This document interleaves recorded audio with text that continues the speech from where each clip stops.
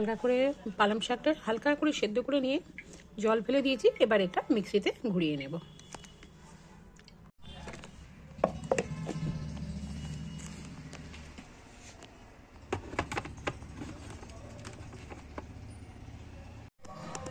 পালং শাক butter ready. ব্যাস, পালক পনিরের মেটেরিয়াল সব তৈরি হয়ে গেল। এবার শুধু রান্না। পালক পনিরটা ভাজা হালকা করে ভেজে নিলাম।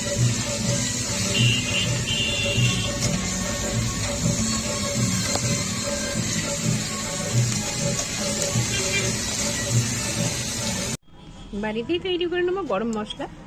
তো তার মধ্যে নিয়েছি লঙ্কা, আর নিয়ে নেবো জিরে, কিছুটা জিরে, কিছুটা ধনে পরিমাণটা বেশি, লবঙ্গ আর গোলমরিচ, একটু পাঁচফোড়ন, দারচিনি আর ছোটো এলাচ নিয়ে নেবো। এই হচ্ছে গরম মশলা। গরম মশলাগুলো একটু ভালো করে গরম করে নিচ্ছি। এইভাবে শাক রান্না করলে চেটে ফুটে খাবে, কিন্তু এমনিভাবে শাক রান্না করলে ছেলে তো নইব সব। যার ফলে পালক পনির করেছি, তার জন্য পালক শাক হালকা করে সেদ্ধ করে নিয়ে হালকা করে গরম জলের মধ্যে করে নিয়ে বেটে নিয়েছি। এবার তেলে একটুখানি ঘি দিয়ে গরম মশলা আর জিরে দিয়ে দিয়েছি। এরপরে দিয়ে দেবো একটু আদা বাটা দিয়ে দেবো,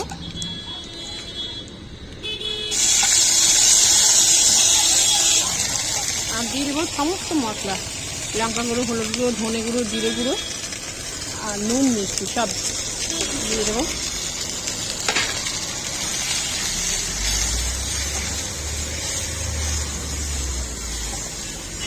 এরপরে ভেজে নিয়ে শাকটা দিয়ে দেবো। এবার দিয়ে দেবো শাক বাটাটা।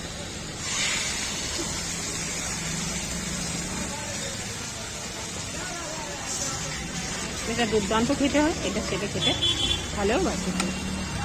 এটা হালকা করে ভাপিয়ে নিই, কেননা নাহলে কাঁচা গন্ধ থেকে যায়। যার ফলে আমি ভাপিয়ে নিই, তাতে গন্ধটা থাকবে না, ওই খেতেও সুন্দর হয়, সবুজ ভাবটাও থাকে। এটা অনবরত নেড়ে যেতে হবে।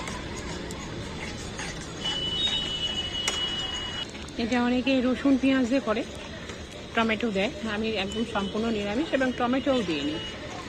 ওইতে লাস্টেতে আমি কি করব, একটু বাটার দিয়ে দেবো। এটা সারাক্ষণ নাড়তে হবে। লাস্টে দিয়ে দেবো পনির।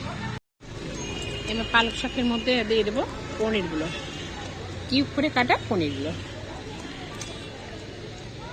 দুর্দান্ত খেতে হয়, ভাত, রুটি, পরোটা সবার সাথেই খাওয়া যায়। এবং যারা শাক খায় না তাদের এইভাবে দিলে তারা শাকটা চেটে পুটে খেয়ে নেবে। আমার তো তাই মনে হয়। লাস্ট একটু নিয়ে এতে গরম মশলা এবং ওপর থেকে একটু বাটা, বাস। পালক পনির আজ নিউ তরকারি, পালক পনির করে চলে।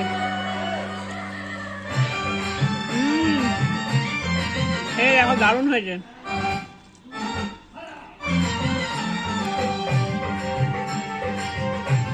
এক থালা হাতে খাওয়া হয়ে যাবে, এত সুন্দর হয়েছে।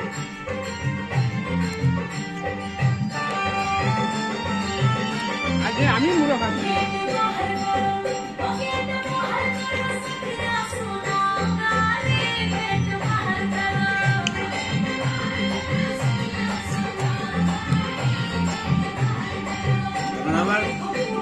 আবার কারোর সাথে কথা বলবেন না।